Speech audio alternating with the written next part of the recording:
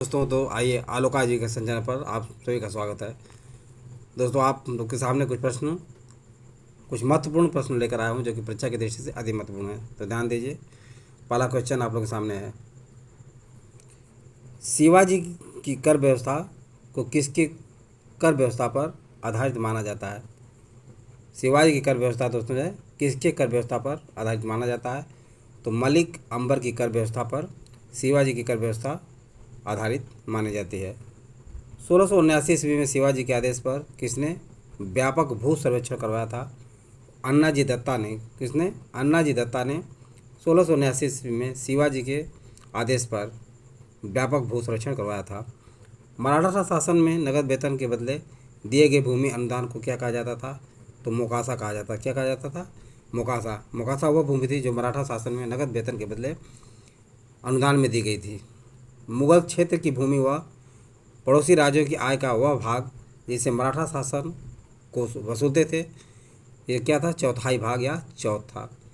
चौथाई भाग या चौथ। वह कर जिसे शिवाजी महाराष्ट्र का पुश्तैनी सरदेशमुख होने के कारण वसूलते थे, कौन सा कर था? सरदेशमुखी था। सरदेशमुखी कर शिवाजी महाराष्ट्र का पुश्तैनी सरदेशमुख होने के कारण यह कर वसूला करते थे। शिवाजी की प्रशासनिक व्यवस्था को किस प्रशासनिक व्यवस्था से ग्रहण किया गया था? तो अहमदनगर एवं विजयनगर प्रशासनिक व्यवस्था से शिवाजी की प्रशासनिक व्यवस्था को ग्रहण किया गया था।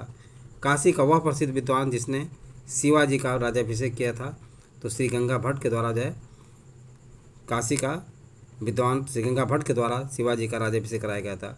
दक्षिण की वे राज्य जिस पर अकबर अधिकार नहीं कर सका वो राज्य कौन थे? बीजापुर एवं गोलकुंडा। बीजापुर एवं गोलकुंडा पर अकबर ने अपना अधिकार नहीं जमा पाया। सलीम के निर्देशन पर अबुल फजल की हत्या किसने की थी? तो वीर सिंह देव बुंदेला ने। वीर सिंह देव ने सलीम के निर्देशन पर कहने पर अबुल फजल की हत्या की थी। स्थापत्य कला के क्षेत्र में जौनपुर व सरकी शैली का जन्मदाता था, कौन था? शमसुद्दीन इब्राहिम शाह सरकी। मिनहाज उस सिराज ने तबकाते नासिरी समर्पित किया था, इसको नासिरुद्दीन महमूद को। मिनहाज उस सिराज ने तबकाते नासिरी समर्पित किया था, किसे? नासिरुद्दीन महमूद को। तबकाते नासिरी नासिरुद्दीन महमूद को किसने समर्पित किया था? तो मिनहाज उस सिराज ने। नेक्स्ट, वह प्रथम मस्जिद जिसमें हिंदू प्रभाव परिलक्षित होता है? कुब्बत उल इस्लाम मस्जिद, जिसे कुतुबुद्दीन ऐबक ने बनवाया था। इस मस्जिद में हिंदू प्रभाव साफ साफ परिलक्षित होता है। राष्ट्रीय हरित न्याय अधिकरण की स्थापना 2010 में नई दिल्ली में की गई।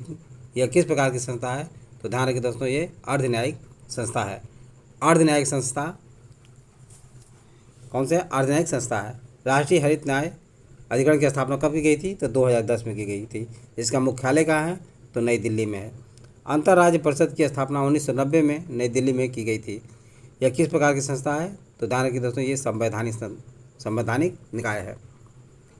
अंतर्राज्य परिषद की स्थापना कब की गई थी? 1990 में की गई थी। इसका मुख्यालय कहाँ पे है? तो नई दिल्ली में है।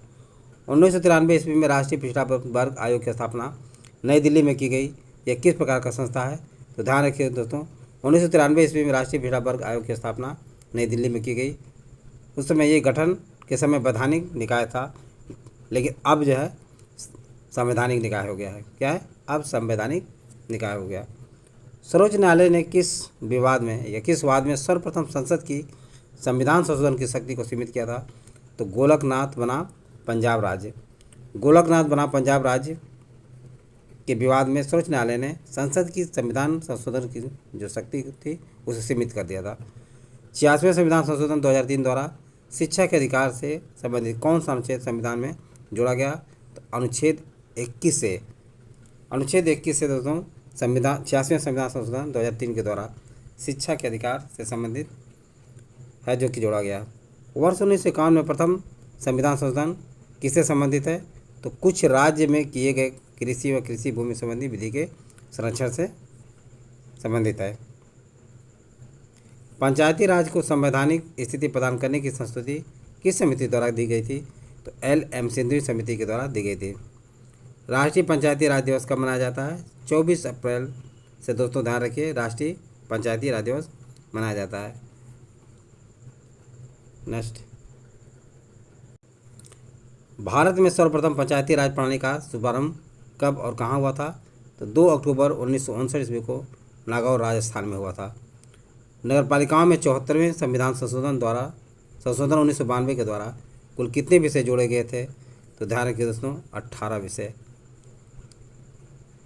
18 विषय जोड़े गए थे। नेक्स्ट, रेडियो सक्रियता की माप किसके द्वारा की जाती है? तो गेगर काउंटर के द्वारा दोस्तों जो रेडियो सक्रियता की माप की जाती है। सोडा वाटर बनाने के लिए किस गैस का प्रयोग किया जाता है? तो कार्बन डाइऑक्साइड गैस का प्रयोग सोडा वाटर बनाने के लिए किया जाता है। थायराइड ग्रंथि की सक्रियता की जांच में किस रेडियो समस्थानिक का प्रयोग किया जाता है? तो आयोडीन 131 का प्रयोग जो है थायराइड ग्रंथि की सक्रियता की जांच के लिए किया जाता है। मानव अस्थियों में सर्वाधिक मात्रा में कौन सा लवण पाया जाता है? तो कैल्शियम फास्फेट दोस्तों जो है मानव अस्थियों में सर्वाधिक लवण पाया जाता है। धूम्र पर्दे जिनका प्रयोग शुद्ध युद्ध में छिपने व शत्रु को धोखा देने के लिए किया जाता है, किस पदार्थ के बने होते हैं? तो टाइटेनियम ऑक्साइड के बने होते हैं। धूम्र पर्दे जिनका प्रयोग युद्ध में छिपने एवं शत्रु को धोखा देने के लिए किया जाता है, किस पदार्थ के बने होते हैं? तो टाइटेनियम ऑक्साइड के। सिलिकेट जिसको सिलिका ऑफ मैग्नीशियम के रूप में भी जाना जाता है, प्रचुर मात्रा में पृथ्वी के किस भाग में पाया जाता है? तो भूपर पट्टी क्रस्ट में पाया जाता है। प्रेसिडेंशियल मेडल ऑफ फ्रीडम किस देश का सर्वोच्च नागरिक सम्मान है? तो अमेरिका का सर्वोच्च नागरिक सम्मान कौन सा है? प्रेसिडेंशियल मेडल ऑफ फ्रीडम किस देश का सर्वोच्च नागरिक सम्मान है? तो अमेरिका का है। Order of the rising sun किस देश का सर्वोच्च नागरिक सम्मान है? तो जापान का। भारत में सर्वप्रथम पंचायती राज प्रणाली का शुभारंभ कब और कहाँ हुआ था? तो 2 अक्टूबर 1959 नागौर राजस्थान में हुआ था। तो ये सारी बातें आप लोग समझ में आ गया होगा। यदि वीडियो अच्छा लगा हो तो इसे सब्सक्राइब और लाइक अवश्य करें तथा अपने सगे संबंधी दोस्तों को शेयर करना न भूलें। थैंक यू दोस्त, नेक्स्ट वीडियो में मिलेंगे।